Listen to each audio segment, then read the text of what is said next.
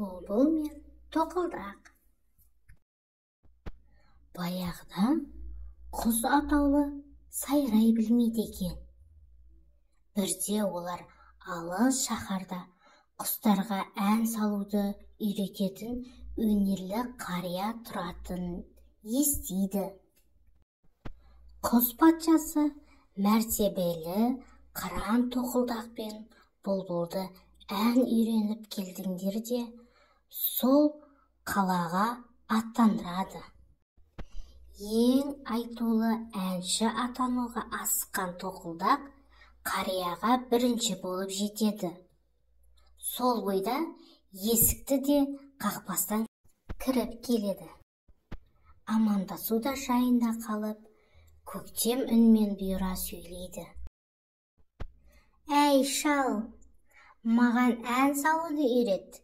Тез, тосып тұруға уақытым жоқ. Нағыз әнші әдепті болу керек қой.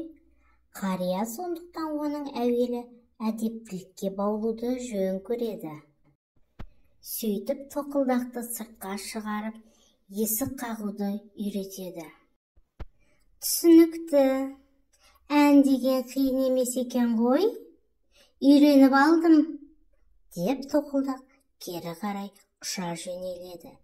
Тезірек барып, мынадай өнермен ормандағы аң құстарды таң қалдырмақ болады.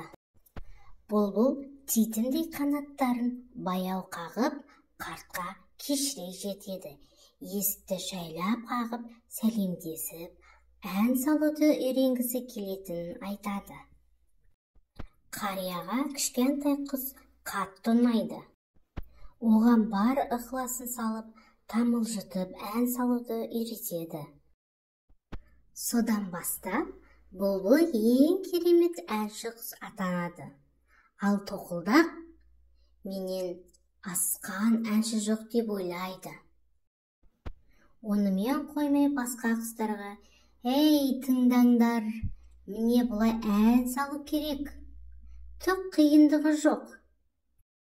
Нағыз ән осы. Сенбесеңдер, қарт ұстаздан сұраңдар», деп мақтанатын көрінеді. Содан бері тоқылдақ тоқылдаумен, бұлбұл ән салумен келе жатыр екен.